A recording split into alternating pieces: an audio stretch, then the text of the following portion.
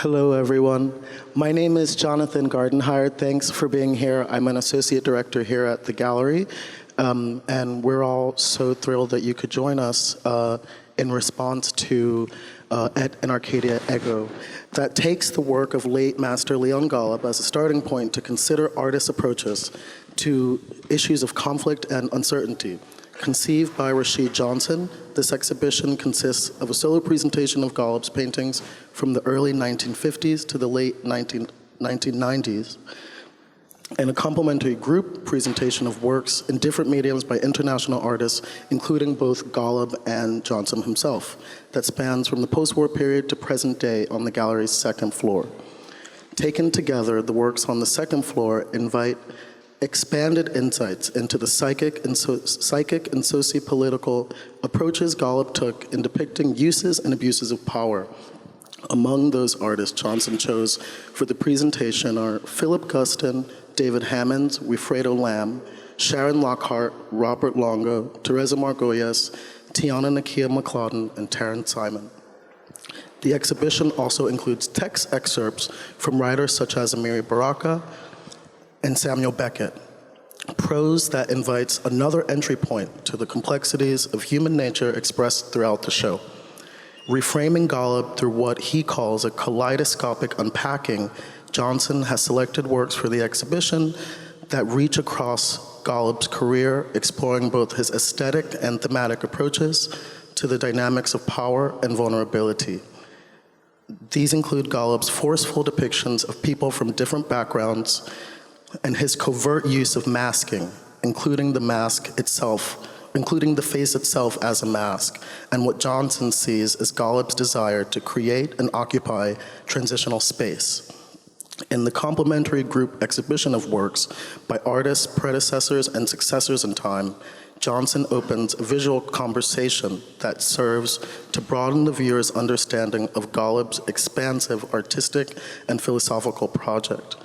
I'll pass this over now to the panel, where our senior curatorial director, Kate Fowle, will lead a conversation with Rashid Johnson, Tiona Nekkia McClodden, and Taryn Simon.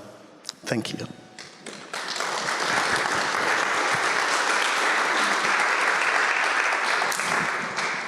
Thank you, Jonathan. Thank you, Taryn, Tiona, and Rashid for agreeing to sit on this stage. For a bit of housekeeping first, can you put your hand up if there's a spare seat beside you? Because there's other people at the back, so then you can take some of these seats, because there's seats all around here. So do come forth and claim a seat. Head to the front, basically. They may not have committed to staying. Yeah, I think they're that side, because it's... So we're going to spend about an hour in conversation, and then we are going to have a performance. So this whole event is going to last about an hour and a half. And it's an incredible moment to have the three of you on the stage together. I want to start, though, with asking you a few questions, Rashid, as the person that initiated this. You basically had lunch with Mark Peo and started talking to him about your interest in Golub and saying that you wanted to curate a show. So I wonder if you can explain a little bit more about why now and why Golub in terms of you curating something. Thanks, Kate. And thank you, Jonathan. More or less what you said is a shorthand of what it is I was thinking going into the show, in particular thinking about a more broad view of an artist like Leon Golub. To Kate's point, I did at one point, oh, you know what I would like to start with, interestingly enough? I wish you guys could be at the talk before the talk, you know? Because the talk before the talk is always the most honest moment for the speakers. Because what we talk about in that space, outside of our ideas, is we talk about our nervousness, we talk about our vulnerability, and we say really, really honest things. So what I'm gonna try to do here to some degree, is mimic the talk before the talk. I'm going to try to share with real honesty what it was that brought me to Leon's work and to the inclusion of these fantastic artists and then other artists who are not alongside us. And I ask you, when we get to the opportunity to ask questions, for you to share with a similar level of vulnerability. Meaning, don't give me your dissertation about Leon Golub. Yeah. I'm glad that you know the work. But ask questions that are honest, vulnerable, clear, and an extension of what it is that we're going to talk about a little bit here. So, Golub, to me, was the most famous artist I'd ever come across, because I grew up in Chicago, Illinois. Golub had gone to school at the Art Institute of Chicago, I think in 1942, where he met his wife, Nancy Spiro. And I come to his work quite a bit later. I'm about 7 or 8 years old, walking through the Art Institute Chicago, where because they used to have incredible programs, which we need to get back to more, for school visits to cultural institutions. And we've a little bit lost our path on that. And I know that there still are programs that exist, but they're not as thorough and as complete as they used to be when I was a younger person. But the amount of real estate that Leon Golub's work took up at the Art Institute Chicago, which was and continues to be a very important encyclopedic institution, was more significant than that of Picasso, for an example. And when I talk about real estate, I'm talking about the actual kind of footage of the picture plane that Golub presented at the Art Institute Chicago, with 2 or 3 significant murals sometimes hanging at once. So when I was a young person, from age 7 or 8, getting introduced to to a cultural institution, the Art Institute in particular, until I went to graduate school at that institution, Golub's footprint was enormous there. It was a huge physical footprint. And so my assumption, using that institution as my point of departure, was that Golub was a humongous figure in the history of art.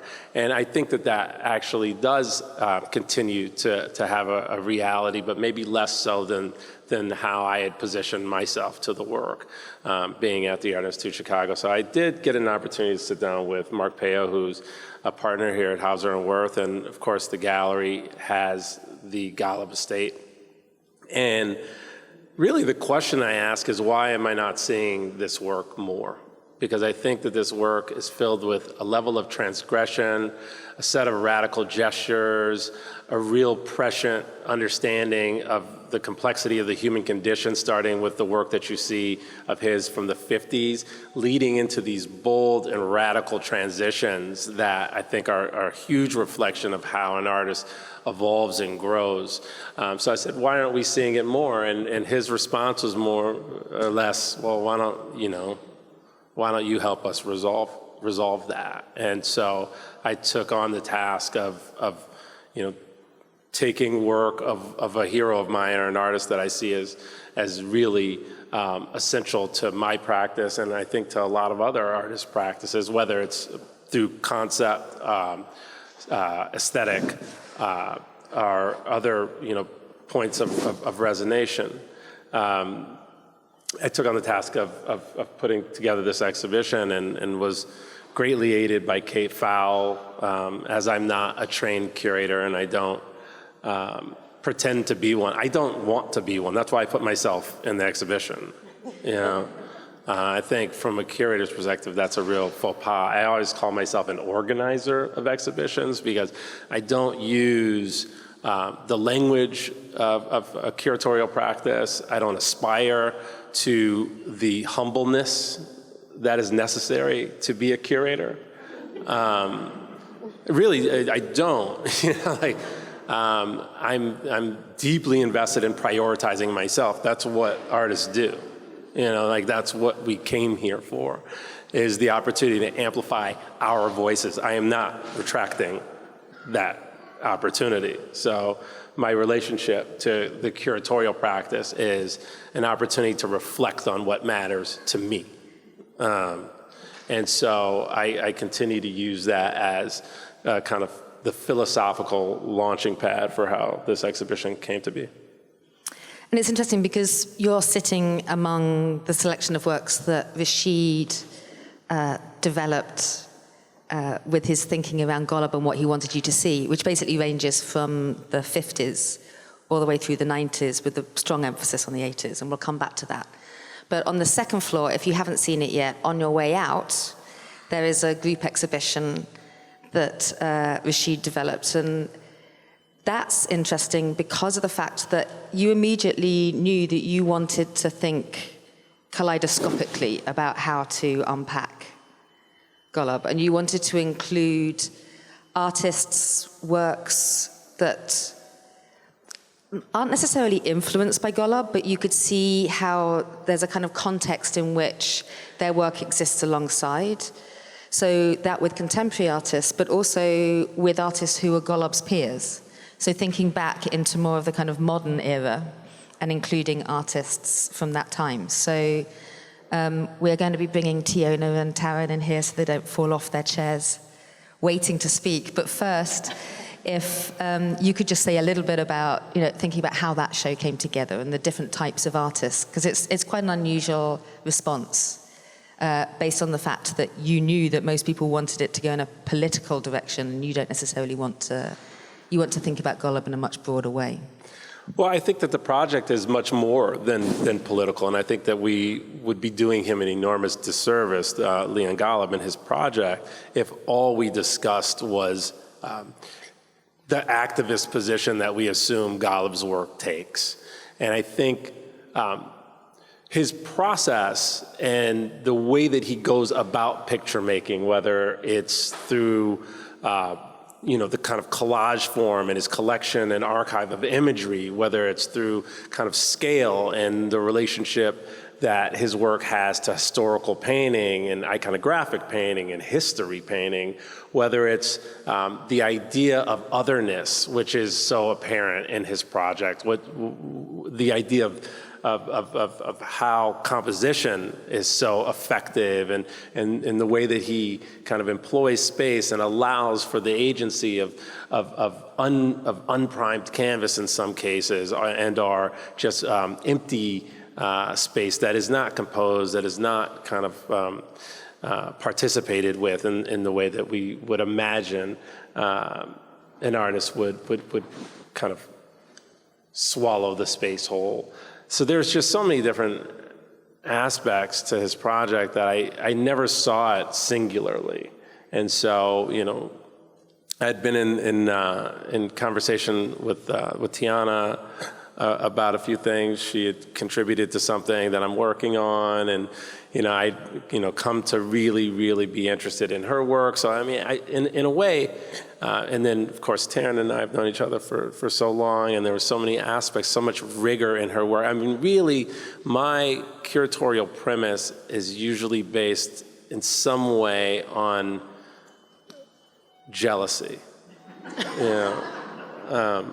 which is, there are these practices that are doing these things that, and I wish, or I want to consume it, and I want to be a part of it, and I want to be in dialogue with it. I'm an art lover. I love art. I'm not a person who comes to this with exclusively the ambition of amplifying my own voice. I'm like really, really invested in this idea that we get to speak really loudly, and we get to speak and have these audiences to unpack and explore different themes and different concepts and different concerns. And so, my first instinct when I think about an artist project, because I see myself as kind of a union artist, I feel like, like a plumber's union, an artist union, right?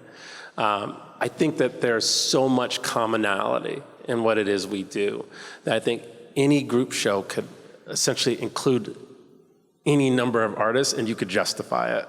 You could just justify it because the idea of putting oneself out there, showing the level of vulnerability that it takes to take your cultural production, or your ideas, or your sense of self, or your view of the world, and allow people to participate with it. Like, that alone is the premise for any exhibition, and really every group exhibition. So I came across a work of Tiona's in particular that I was really, really excited about. And we started talking, and I said, I see purpose for your work in this show. And it was around mask and masking. And if you get to see, and I hope you do, because if you're gonna sit through this whole talk, you should probably see the show on the second floor too.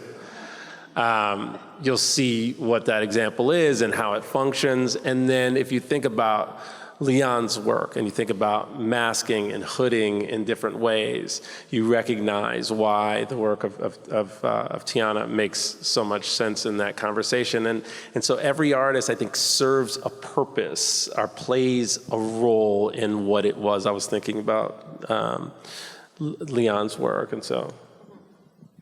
Tiona, could you say a little bit about the piece that is downstairs? Yeah, I have two pieces, the two masks. They have incredibly long names. I'll read them to you, but I have to look at my phone because I write them, and it's this weird thing, I can feel them, and I can see the feeling in my head. But the title is just too much. It goes into performance art, and I can't deal with that. So mask one, which you see when you come off the elevator, I made in 2022. It was in a show called Mask Conceal Carry that was at 52 Walker. That was really about my relationship to guns and autism. I have ASD, and the mask became something that was very necessary for thinking about what was happening in that experience of making the show, but also shooting these guns, trying to become really good at shooting these guns, and being reminded of my limitations and my fragilities around that. That mask is titled, "If You Had Ever Thought That You Saw Me, Let Me Assure You That You Have Not Seen Me As I Know Myself, because I have not found you worthy of this image." The mask, that particular mask, also came at a point of wanting to create a self-portrait that could assess and kind of deal as a confrontational object that dealt with this kind of exploration of thinking about the mask as something that conceals but also reveals at the same time.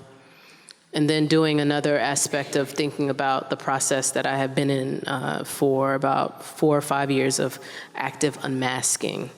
Masking in the psychological or psychoanalytical space is a term that is usually assigned to a person who's trying to hide or blend in or seem as well as they can be or fit as they can be in certain spaces. In my case, I had to confront a lot of aspects of internalized ableism as someone who deals with a disability that's kind of invisible and that is not exactly able to be clocked or read because of the level of, I guess, I'm gonna just say this excellence that people see in some of the things that I've done, which makes it very difficult for me in those more vulnerable places and I guess more private areas of where I struggle. Masking is something that I think a lot of people do in general. The things that it's like the thing that kind of hovers above you when you step out of your house to help you kind of navigate your day in certain spaces. It's been something I've explored privately within my work, but more publicly in terms of thinking about what it actually is for me. But that mask takes a particular figuration reference from the model of a GIMP mask, GIMP, and me looking at a GIMP mask in the sense of sadomasochism, but also looking at a GIMP mask and how it's been figured throughout various cultures, as long as humans have existed, as a marker to mark a person who is intellectually challenged or disabled. But then how it also takes this place of pleasure and a marker of a space of someone who wants to be made use of. So there's very references. Most of you have seen Pulp Fiction, bring out the GIMP. Game of Thrones, any medieval movie where there's somebody in a leather mask just killing or executing people at will. I was very interested in that primarily because there's this guy in London that's been freaking people out called the GIMP Man that comes out every now and then, walking around trying to get people to use him. GIMPs are very interesting to me specifically because they are basically there to provide a projection of your own desire or use value. In the space of SM or BDSM, when you put on a mask, it's to kind of erase your identity so that you can become whatever the person you serve wants you to be. It's also, finding very interesting intersections of how that came all the way down to African masks, all the way down to powerful masks throughout history, war masks, and I'll put that in there. The next mask that I have, I'm going to read that title because it's the one that, when Rashid and I were talking for an entirely different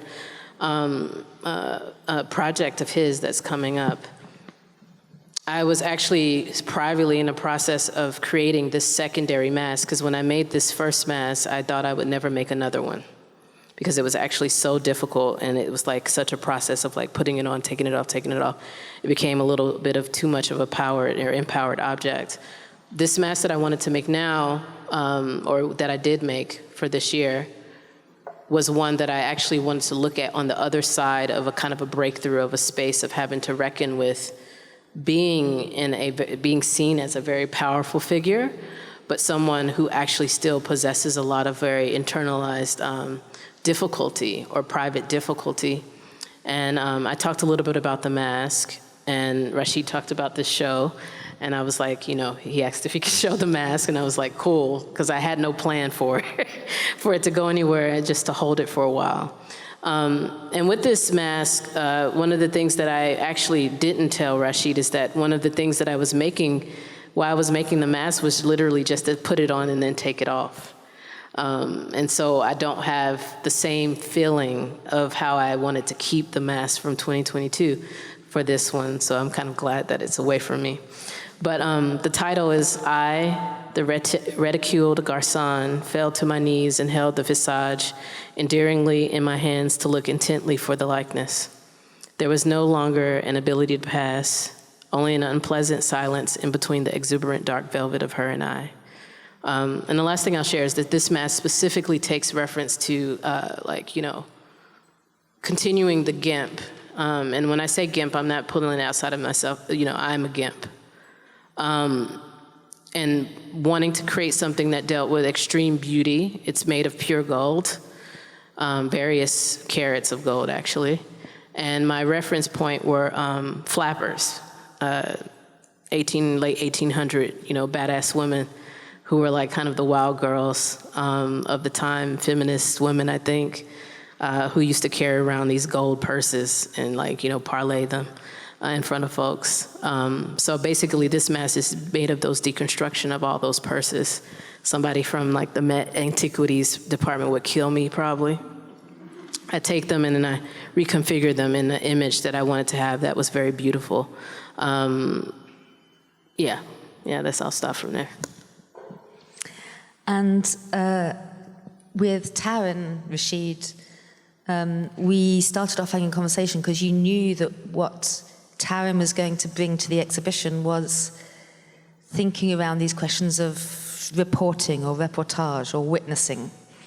And so I wonder if you can say a few words before Taryn kind of talks a bit about that piece. No, of course. I mean, Taryn's work is always filled with an incredible amount of rigor, and the way that she kind of approaches her practice and the seriousness of her practice and the research in her practice is something that I think is also, reflected in the work of Golub, but in different ways than one would expect. Golub has this incredible archive of images. And when you there are a couple short films, they're harder to find, but maybe we could make one kind of available.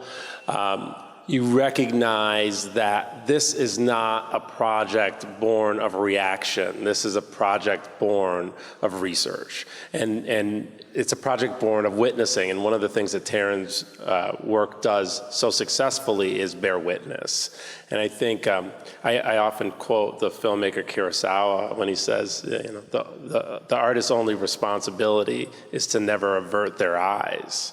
And one of the things that we see in the work of Leon Golub is really not ever averting his eyes, like oftentimes showing us the more complicated, the more tragic, the more undesirable moments in our collective experience.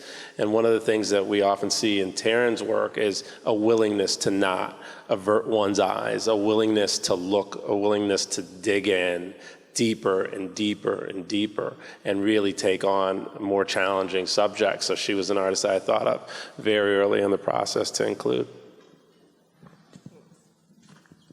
So Taryn, do you want to say a little bit about the work that is downstairs on the second floor? Thanks for that, Rashid. Basically, the work that's downstairs was the result of, it was 20 years ago. It was a time when I had just completed a project called The Innocents, which focused on documenting the stories of people who had served time in prison for violent crimes they did not commit. And in that project, I was looking at photography's role in that process and how it led to imprecise memory in eyewitness identifications, and that led to incredible pain and suffering and fictions. And at that time, Brian De Palma, the director, became aware of that project and asked me to do a photograph for the final frame of a film he was working on titled Redacted, which was also about photography and documentation, but it was about the absence of photographs, particularly in the war that was happening in Iraq. And he was looking at how a lack of distributed images of the violence that was occurring there was affecting global ideas of how and why this was taking place. So I made this photograph in Jordan on a film set, and in the subsequent 10 years, the photograph morphed and changed and took on new meanings and unexpected meanings, as photographs do, because they're taken out of their original context and can acquire any number of things and have the power and instability to do so. But I'm just going to read you the 4 captions that accompany the photograph that's downstairs so you can understand the continuum that the work is referencing. So the first is in 2008, and they're all dated, and it says, Iraqi actress Zahra Alzubaidi played the role of Farah in Brian De Palma's 2007 film Redacted. The film is based on the gang rape and murder of a 14-year-old Iraqi girl, Abir Qasim Hamza al-Janabi, by U.S. soldiers outside Mahmudiyah on March 12, 2006. Abir's mother, father, and 6-year-old sister were murdered while she was being raped. After the soldiers took turns raping Abir, she was shot in the head and her body was set on fire. 4 American soldiers of the 502nd Infantry Regiment were convicted of crimes including rape, intent to commit rape, and murder. So then it moves on to 2009. And the caption repeats that exact same information, but it adds that Zahra, who is here tonight, is currently seeking political asylum in the United States. Since appearing in the film, she has received death threats from certain family members and criticism from friends and neighbors who consider her participation in the film to be pornography. It then goes on to a 2011 caption, which adds, in 2011, while this work was on view at the Venice Biennale, which is the only other time it's been on view, Zahra was granted political asylum in the United States. Her legal defense cited the international exhibition of this photograph as a contributing factor to her endangerment. And then in 2017, it ends with Zahra becoming a US citizen on June 9th, 2017. Now, within that, it's also important to note that photographs give very narrow and text as well, specific views of a history and what it's capturing. And so those captions follow a specific continuum of a photograph's distribution and the impact on the lives of both the fictional character and the real character. And but it gives a very narrow and difficult and complex view, which is always a huge part of the work. It can never capture a real story. It does those 10 years. It doesn't capture Zahra's story and what preceded that or what comes after it. And that's the difficulty of photography and of making any artwork that deals with political content, or any content for that matter. Yeah, I think that's interesting in relation to what I want to ask the three of you. To kind of talk through or think about in this public situation. And that's something that Rashid said when we were working towards the exhibition that really kind of struck me, that kind of follows something that Golub has also said. So at one stage, Rashid was talking to me about what he said was the transgressive and polarizing dynamic of experiencing a sense of tragedy, and figuring out how to navigate and picture it.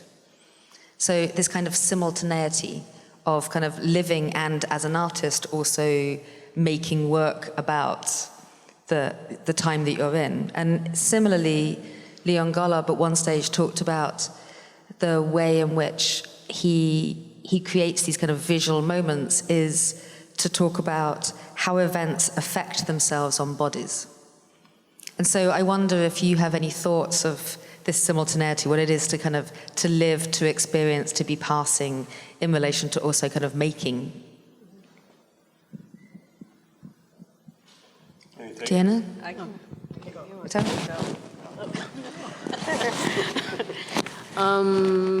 I say yes, because I think that the masks are probably the best example of me pulling myself out of something and trying to affirm and figure out in real time something that's happened to me that is not exactly able to be read in relationship to the work that I've produced. Whether it's like the more difficult works or the things that like have severe interest in beauty in these very particular ways. And I do think that these works have been the more difficult sculpture objects that I've made because of how they expose me to myself first. Like to make them, I have to have them literally on my skin over and over and over. And I have to figure out a feeling of how I look or a feeling of how I feel and work that out through my hands and look myself in my eyes through the mask to see myself. So there's something that has been very kind of leveling in the midst of how they have sat, or even the material that I've used that has this like kind of a dormant material. I don't know if it's exactly always even the best thing for me to even talk about my ASD or my relationship to masking or unmasking in this way, because it doesn't change anything. Even if I'm explicitly, or if I'm explicit with my needs or accommodations, those things are not met. So it's almost even more heartbreaking. So that's why, I think there is something very interesting about pushing towards this very difficult disclosure, that could also be shared with other people, but also saying that there's nothing good on the other side. I almost took the back door on this question and betrayed my initial ambition for vulnerability and honesty, because it's an interesting and it's kind of a tough question in a lot of ways. But there's something that came to me through the process of working on this show and thinking about Golub's work and then thinking about the artists who I chose to include. And then at the same time having this opportunity to kind of reflect on my own project. And I'll kind of use this opportunity to talk a little bit about that reflection, in that early on in my project, I felt a real need to look outwards, to kind of more or less take materials from the outside world, whether they were reference points, things that were familiar, whether they were signifiers. I mean, I would often use shea butter or black soap, things that are really quite specific in their relationship to a certain kind of diasporic discourse. And I was really invested in painting a picture that felt available through the process of looking out. And as my project has evolved, in the last few years in particular, I've recognized that my interior conversation is as important to amplify as my kind of exterior concerns. And by that I mean, how do I use this opportunity to make pictures or make sculptures or make paintings? How do I use that as a way to kind of reflect on my journey through my experience and in my soul? I'm almost like trying not to use words. Like I'm almost avoiding certain language, which is unfair. So I'm just like, what is the soul searching that has to take place for my project to really, really be able to capture a certain sense of honesty and vulnerability? And how does that reflect on or affect my body, the kind of active meditation of the production of an art object, or the amplification of an idea? How do I take the idea of an emotion, or the quality of an emotion, the quality of an inner dialogue or an inner thought, and how do I reflect that in an exterior way? Like, how do I then participate in the illustration of that thing? And so when we think about the body, the relationship to the body, whether it's through depiction or whether it's through kind of internal dialogue or other kinds of engagement, that's kind of a space that I've pivoted to recently. And this kind of hybrid opportunity that art allows us to speak to both our interior and exterior lives at the same time, and that dichotomic space being one of the most complicated and most challenging spaces to unpack and explore. Taryn, thoughts? Well, when you said about making work in the time, how do you reflect on the making work about a time in that time and knowing what's happening? It's just, I guess what flashed to my mind was a picture I took at Eglin Air Force Base, where they were testing a warhead, and they wanted to see where the explosive fill would project. And so they put this arc of 30 pieces of paper around it and tried to let it, and blew it up, and then watched where all the bits went, and tried to, with the idea that they could somehow read it, that they could somehow make it into a math equation and make it something legible. And I guess I've always thought about that in terms of my work, where I'm working in all these different directions and with all these different stories of the time I'm inhabiting, and they're fragments, and they're fractured, and they're problematic, and they're broken, and they're trying, and they're all these things, but they're not coherent as a whole. And I certainly don't know the whole, but I do it and want to do it, and it ultimately speaks somewhere between the cracks of it all, but I don't think you can sort of work in the time and know exactly what that is.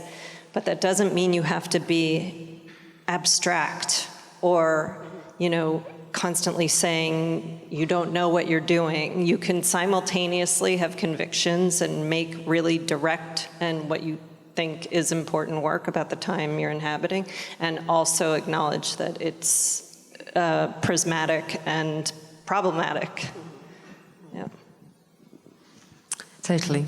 And following that, just thinking through some of the points that you've kind of made right now, to bring it back to Golub and then back to the three of you, what's interesting is that Golub was born in 1922.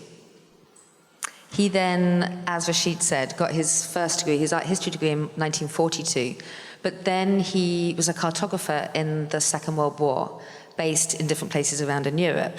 He then comes back with the GI Bill and gets his art degree and graduates in 1950, when Rashid graduates in 2005 from the same place.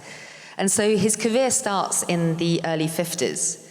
And that career is really starting with some of this kind of interiority that you're talking about, Rashid and Tiona. It's like, there's a work at the back of this room from 1958 that's called Philosopher. There's another work on the second floor, which is from that period. And it's not necessarily that, he's thinking through the Holocaust. He's, with this work that's behind us, this is made in 1969, and he's thinking through Vietnam.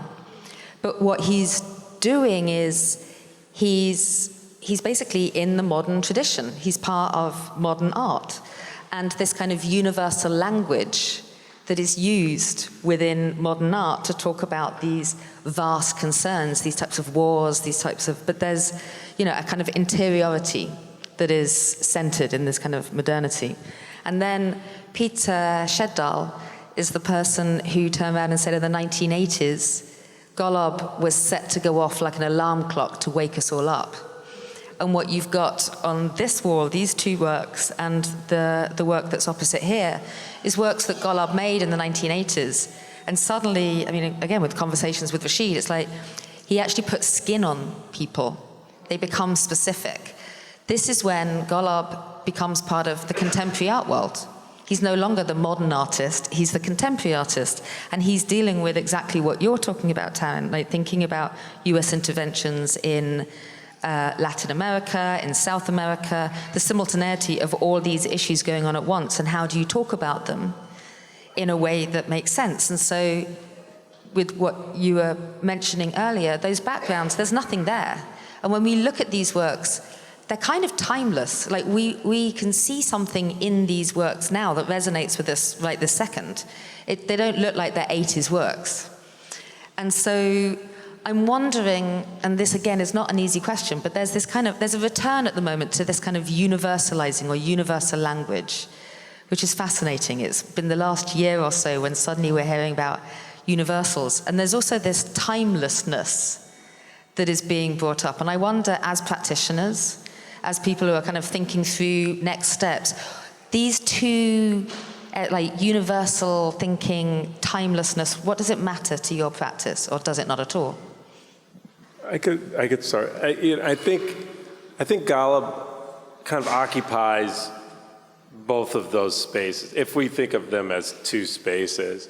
And it's interesting bringing it back to this show in particular, and we did start with work of Golub's from the 50s, and it does kind of have this more existential journey attached to it. Golub at that time is not speaking very specifically about the conditions in terms of the world that he's occupying, right? He's thinking in a kind of broader, more kind of human way about the condition of being, in thinking about kind of the existential condition of being in particular. And not unlike several other folks whom I have a real affinity for and are included in this show for that reason, Golub goes through a transition.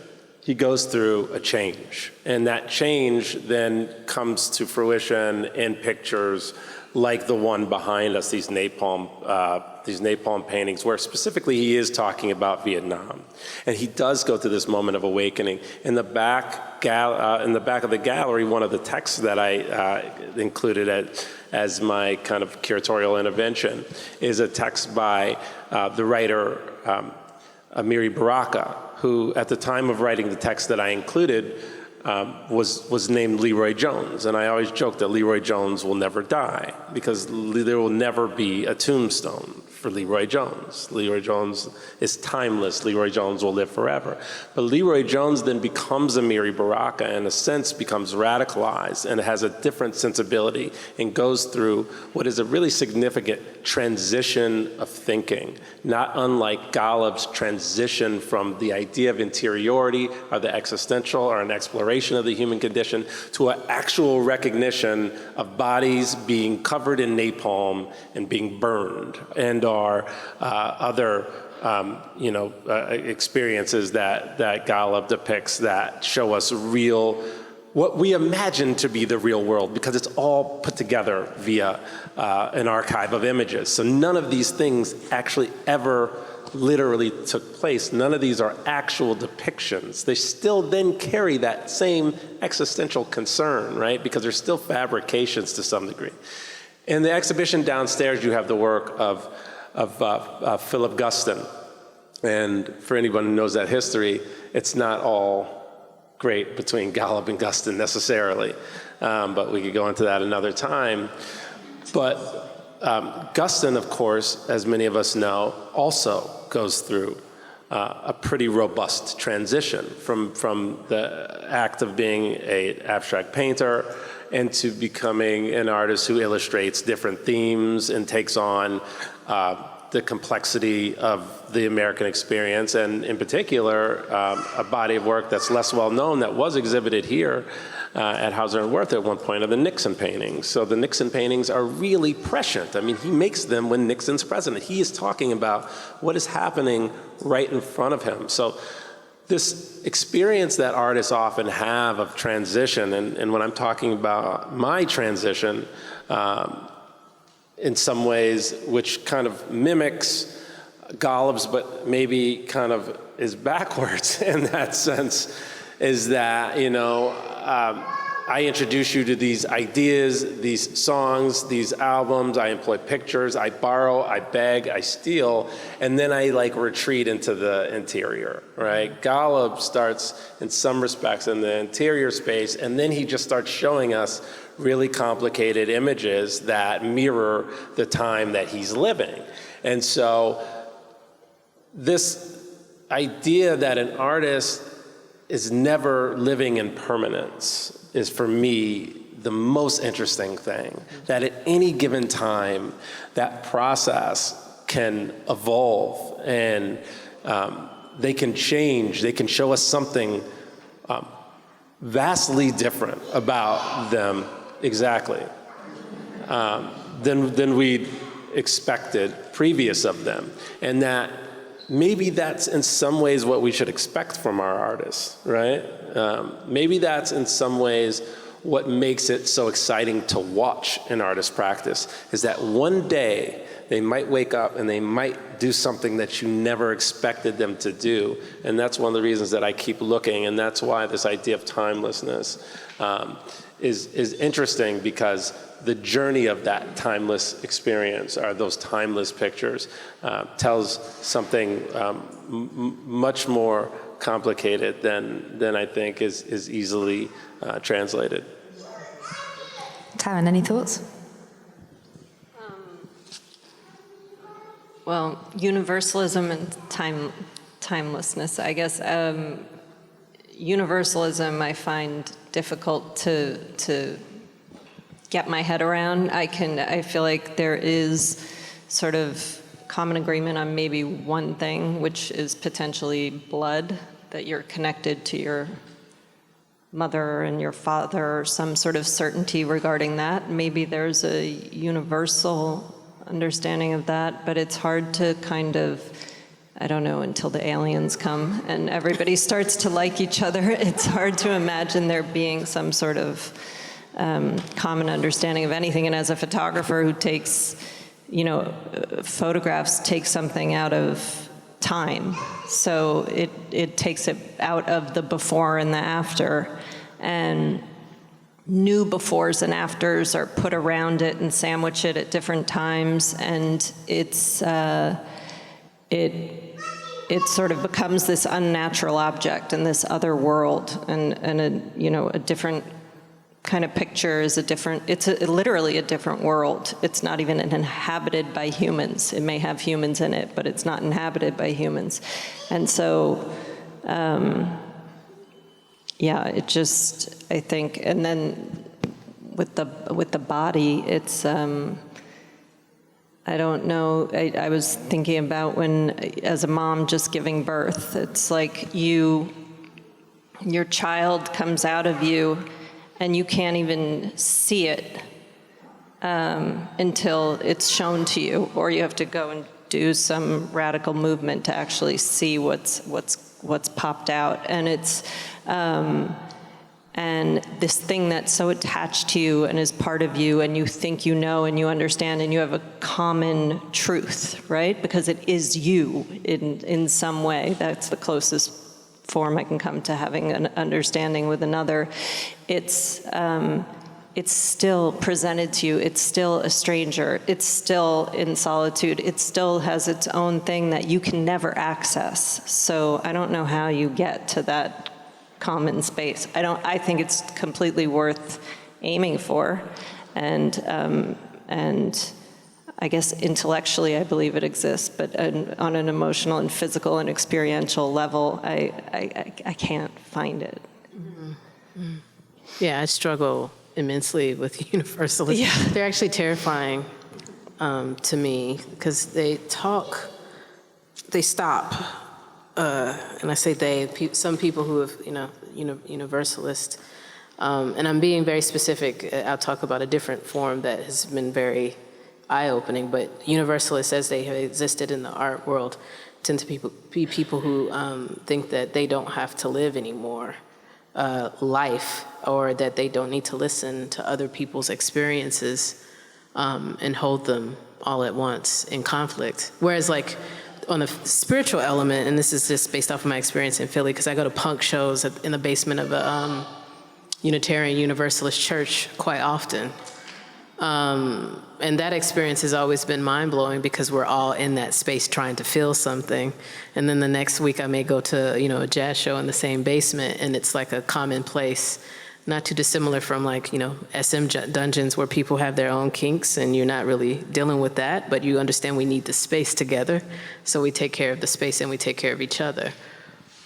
I think the thing that I'm more invested in, though, has very much to do with the intersection of a couple of ideas: the zeitgeist as it exists in society, but the zeitgeist of self, concepts and notions of rememory, which I take, great notes and nod to Toni Morrison. Intersubjectivities, I think about that a lot. As someone who did, like, I'm in the show, that you've put together so beautifully. You brought Golub to me, so I think about that work, his work in that same way, because it pushes me to understand that I'm seeing something happening amongst people who actually know more than me what is happening in these like frames, which is something that I can relate to. Countercultural, actual narratives, subcultural narratives, and confrontation. Those mixes, I think the mixes of how that like can function, or the intersections of how those things function, is what I'm thinking about all the time. But not so much of how to stop and say that, these experiences that we have are all shared in those ways, because I don't exactly feel that way. And I'm coming from a hyper intersubjective space where, I have had conversations with other folks who look like me, and the violences that they speak of are not the same violences that I experience. So I've always trying to complicate that, and deal with it in a way of like productivity. Even in its failure, like a generative space, especially within work, and thinking about how to make material of that is very much what I have like deeply invested in the last, couple of years, how to make material very, very difficult things.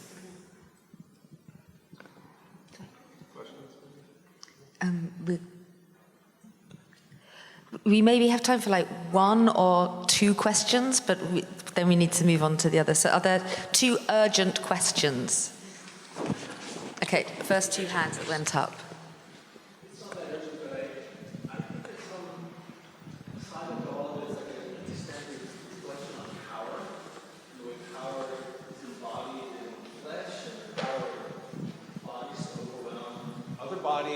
And then maybe ultimately the way those themes of power are then extended into the power of the image to annihilate language. And I feel like this kind of circuit of themes around power is something maybe you guys haven't talked about. I'd be very interested in hearing what you might say about that.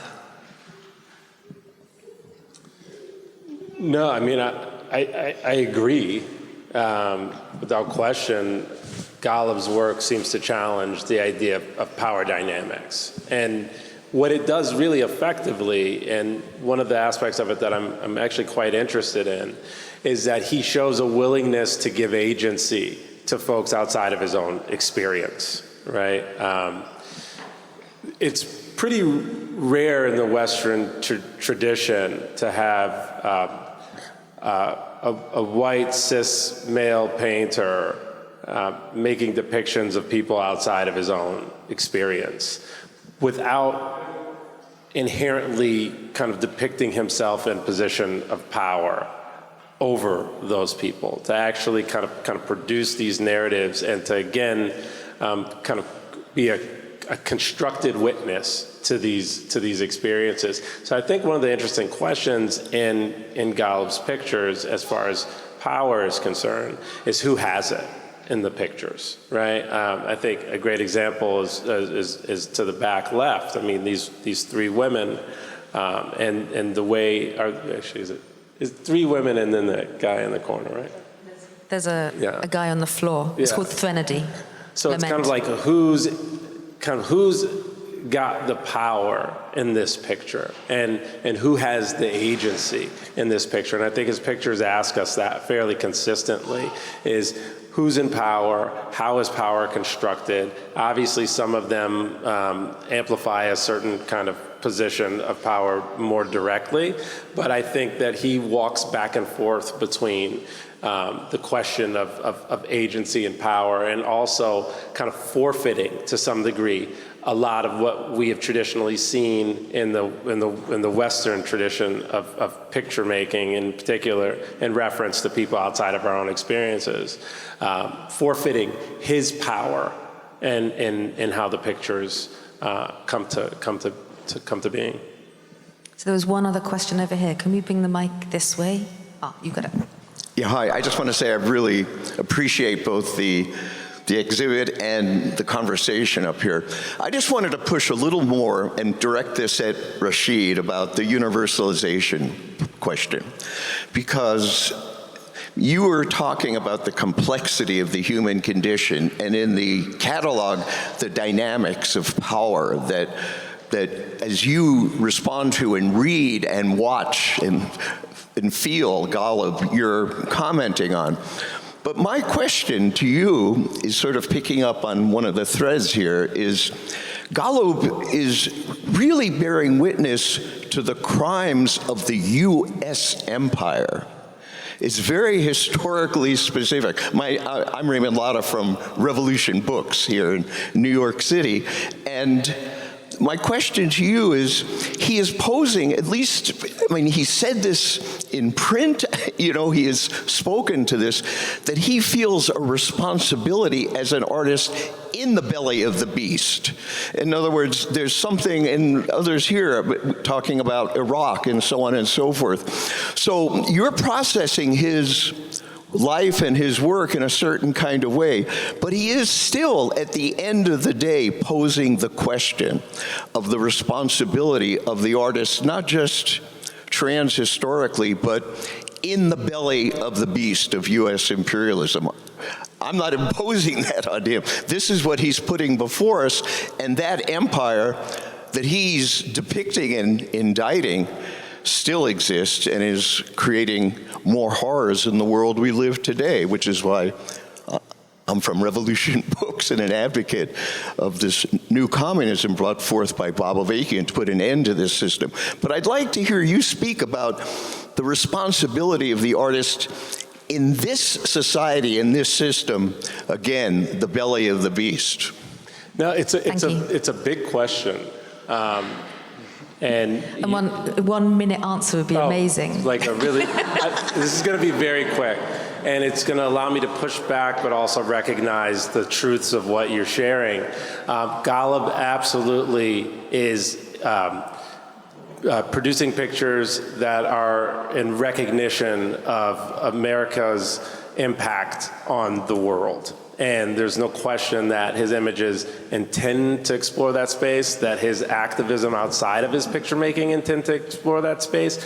But I would like to point out something that I think is quite complicated and interesting along those lines, in that Golub is making these paintings against a backdrop to which photography is very available. So there is absolutely no scenario to which he couldn't have gotten single pictures and made these depictions, which very specifically would have been an indictment of circumstances, terms, and conditions of what it was he was then witnessing.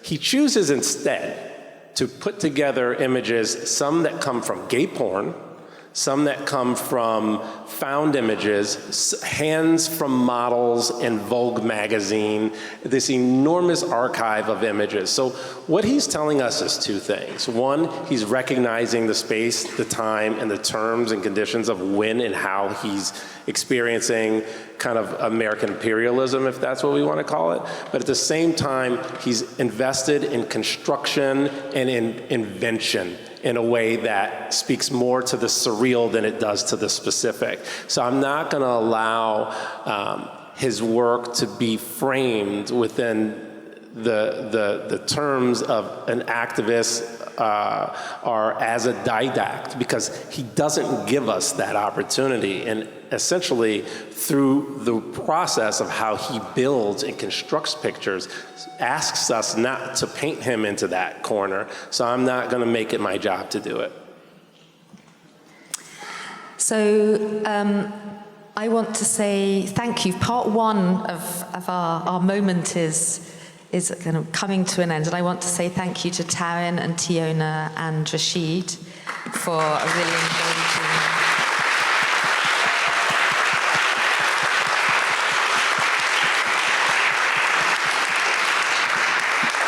And I want to welcome Zahra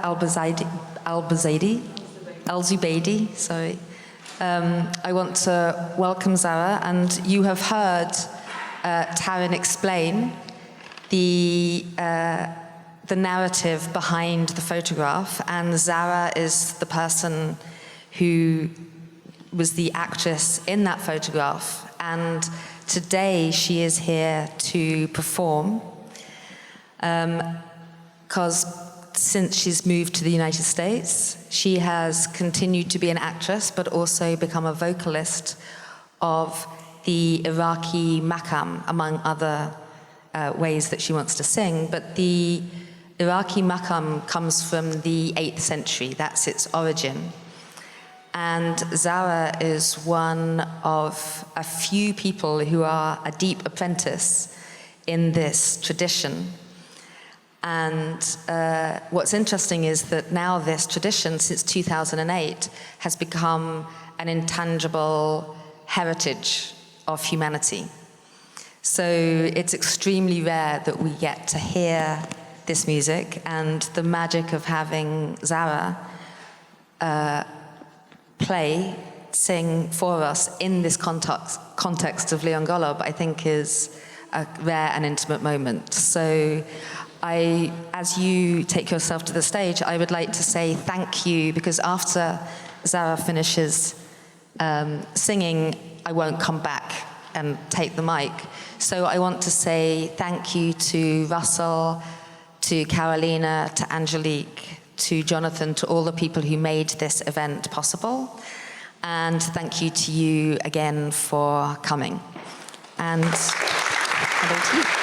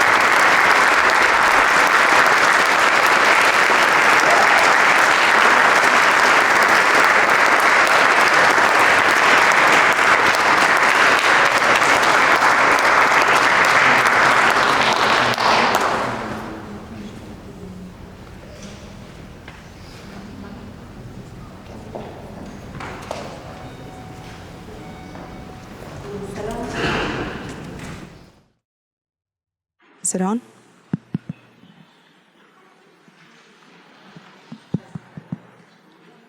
Check. Salam, everyone. Thank you very much.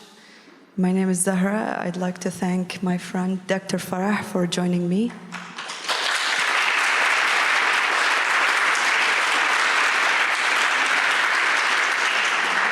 Thank you for the team of Wirth and Hauser for having us. Kate, thank you, Taryn, for all your friendship for all those years.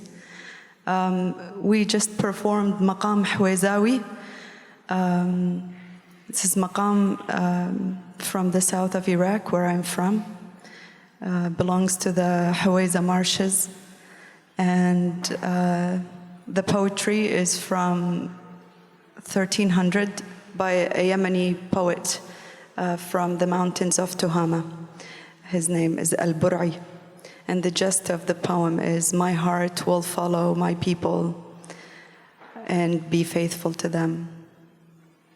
And now we will perform another maqam. Very grateful to be in the presence of very important artists and art. Thank you.